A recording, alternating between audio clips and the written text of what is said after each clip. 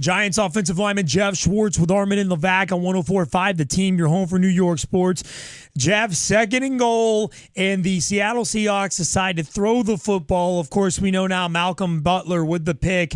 Were you as surprised as everyone else about the play calling decision at the end of the game in the Super Bowl?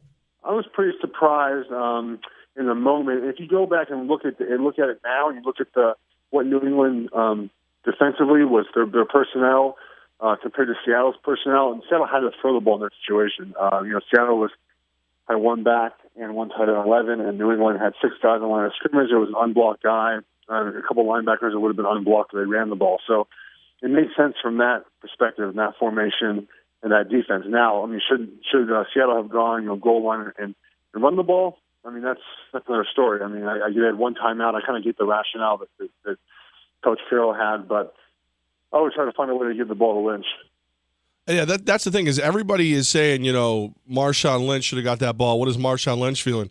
What's that offensive line thinking? Like, as a big guy, don't you want to go out there and push New England into the end zone so you can score? Oh, for sure. And, I talked to my buddy who's their center for the Seahawks. I didn't bring that up to him. I felt that was kind of too painful to even talk about yet. But I'm sure I'll find out how he felt. But, just knowing how I feel, I mean, I'd be disappointed. I wasn't allowed that chance. I mean, Marshawn had averaged almost 5 yards a carry, so the offensive line had done a good job, kind of run blocking for him throughout the game. Yeah, as an offensive lineman, Geoff, I mean, you're talking about, and Pete Carroll has said 100 times, they didn't have the right personnel out there. But from your perspective, I mean, when you have one of the best running backs, if not the best running back in the game, like you said, the way that they've been running the football so well the entire game, aren't there times where you go, I don't give a damn what our personnel is. We can easily shove this down their throat and get in the end zone. And maybe not the first time, but they had 3 opportunities there with that only being a second and goal.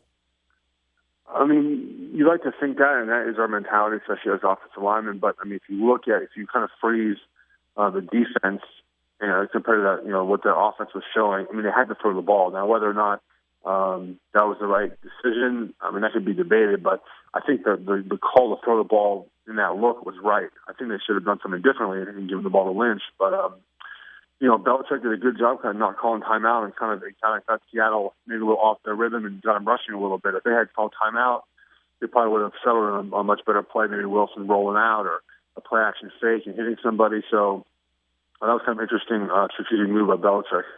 How much of that was just a great play by Malcolm Butler? Like, he just blows up Ricardo Lockett. Oh, it was a great play. I mean, I think all the credit goes to him. I mean, and I don't think you can even blame Wilson for the throw. I think when he saw he was open, he made a decision to pull the trigger. Obviously, Butler did an exceptional job, and I think that goes back to his preparation. He's said in interviews since then that they ran that play in practice. He got beaten on it. He was ready for it in the Super Bowl. And that's something that that you love to see is a guy that takes a mistake in practice and makes it a positive in the game. Geoff Schwartz, Giants offensive lineman with Armen Levack on 104.5 The Team. And Geoff, the way that Tom Brady picked apart the Legion of Boom and found holes in that defense unlike any other quarterback has, now that he has 4 Super Bowl rings, is Tom Brady the best quarterback ever? He's definitely up in that argument. I grew up a Montana fan, and he's won 4 Super Bowls now. He's been there 6 times. He's been to 9 AFC Championship games. I mean, some of this stuff is pretty incredible, and definitely being a defense like that is definitely kind of a cherry on top of the cake right there. Geoff, when we talked to you on Radio Row right before the Super Bowl, you said it was going to be a close game. Did it live up to what you expected it to be? Oh, it was a great Super Bowl.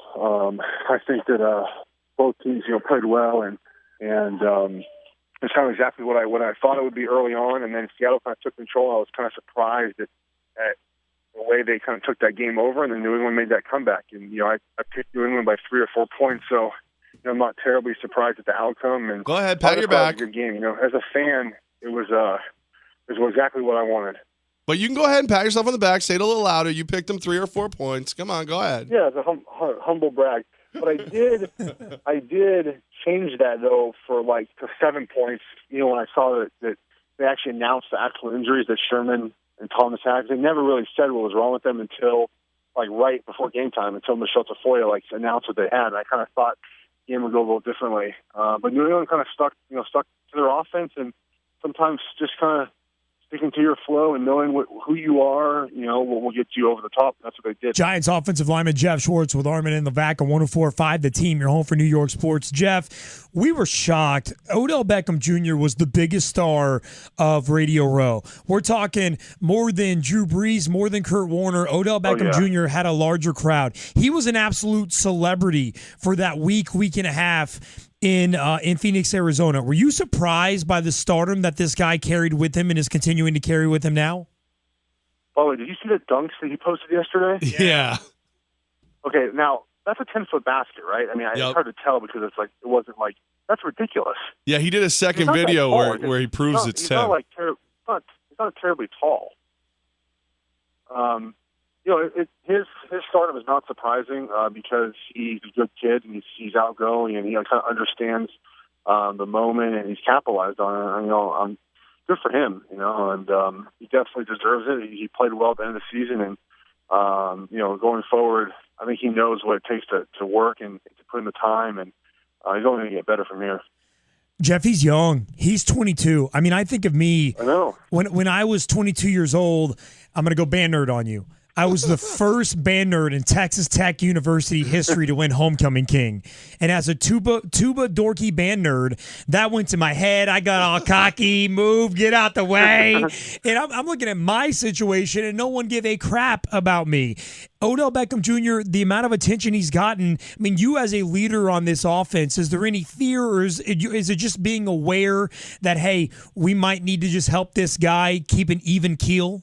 Yeah, I think that we have good leaders on the offense. Me, Eli, and Rashad, and especially, Odell's very lucky he has a guy like Victor Cruz to talk to look up to get guidance from. Because Vic, kind of that stardom team on Vic really quick too. It wasn't like he was kind of drafted high and then slowly built up. I mean, he came, hit that long touchdown in the preseason, and the next year, boom, he's Victor Cruz. So I think he's got a great role model to look after, to help him. And I have no worries about Odell. He seems clean off the field at LSU. He's doing everything fine now. He puts in the work, and there seems to be no issue with that kind of off-field stuff. So, while he's hot, might as well do whatever he can. Jeff, was that a problem with the team before you got there, before Rashad got there? Because I got to be honest, Rashad coming in last year as a free agent, I didn't expect him to be a leader. I mean, I saw you kind of take the reins at training camp. Was there a lack of leadership in the team before you guys got there? I don't think so. I just think that we had a lot of older guys that were relied on that that either got injured or were not retained. Up front, obviously losing Chris Snee. I mean, he was the leader of the offensive line, and I came in there and I looked up to Snee and I watched him play a lot of film I've seen of him, and he's an excellent player, obviously. And I always looked up to the way he played the game. So, when he left, when he had to retire, there was a void that was left because he was such a leader on this team. He'd been there the whole time. He'd won the 2 Super Bowls, he made the Pro Bowl. So, there was a void to be filled there. And at the running back position, we had some injuries and some other things happen, and Rashad kind of stepped into that role of being a role model on offense and a leader. And that's what happens kind of on a team. Guys just kind of get recycled out, and new leaders have to step up. Giants offensive lineman Geoff Schwartz with Armen Levack, 104.5 The Team and 104.5theteam.com. Jeff, signing day this week. What your memories of signing day, your process going from high school and then eventually signing into college? It's much different now, I'll tell you that. Except the fax machines. You still have to fax the thing in, don't you? Yeah, that's weird, isn't it? Yeah, now guys are announcing their commitments on Twitter, and you still have to fax in a piece of paper. Some houses don't have I don't have a landline at my place in New Jersey. I don't know how I would fax something to a school. Yeah, you got to go to Kinko's. You got to go to a FedEx place. Yeah. It was mine was simple. I wasn't a 5-star recruit. I knew I was going to Oregon already. I committed to Oregon in December, so I woke up on signing day. I signed my letter of intent. I don't honestly remember if my mom faxed it from the house or faxed it from her office, and then that was it. I went to school and I was an Oregon Duck. I didn't have to do an interview. I didn't have to do anything special. I even sure I wore an Oregon shirt to school that day. I just knew that I was adopted, and I was excited to be part of that family. And now it's crazy. Guys are pulling hats out. They're doing press conferences. They're tweeting stuff. They're kind of going over the top, especially for guys that haven't played yet. I mean, they've done nothing. It's kind of intense. It's kind of crazy. They have a lot to live up to. All right, Geoff, I don't know if you're ready for this kind of hard-hitting journalism. What did you think of the halftime show? The halftime show, I thought it was great. Good man. It was entertaining. Katy Perry, you kind of know what you're going to get with her, and then Missy Elliott came on, and she did a great job. I think the funny part is I saw like some people were retweeting stuff and Instagram stuff of young people, teenagers really, that didn't know who Missy Elliott was. Yes. I thought that like Katy Perry was the one who was like pumping up Missy Elliott, or it's kind of vice versa. Because she was hot when I was in high school, and it was kind of crazy to see her come back like that, and people thought that it was Katy Perry who was the one helping her career out. Any truth to the rumor you were the right shark? I was not the right shark. Oh, damn. I was the left shark, the one that was kind of uncoordinated. Oh, He was doing. You're a little dinged up. That's okay. That was just like incredible. I mean, the shark, it's just that whole performance was just special. Well, that's the thing. I mean, like I think Super Bowl halftime, it's now become just a huge spectacle, and it's not so much about the music, but just about the costumes and the crazy sets, and that was pretty cool with the lights, what they did with the dancers and the all floor. that stuff. I yeah, mean, it was the floor was that was the best part. I mean, the music. Katy Perry's okay. I mean, yeah. So it was good. It was entertaining. I feel like that. He kissed the girl and he liked it. Giants offensive lineman Geoff Schwartz with Armen Levack, 104.5 The Team. And now we have conflicting reports, by the way, because Snoop Dogg tweeted out that he was the left shark, so he might have to investigate and get to the bottom of that.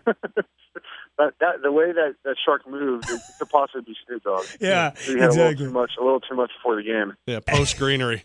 Too much what? Yeah, exactly. At Geoff Schwartz on Twitter, a YouTube channel as well. Geoff Schwartz, always cooking up some great food around the house. Dude, keep rehabbing, man, and we'll talk to you next week. Always appreciate your time, my brother. Yeah, sounds good. Talk to you guys later.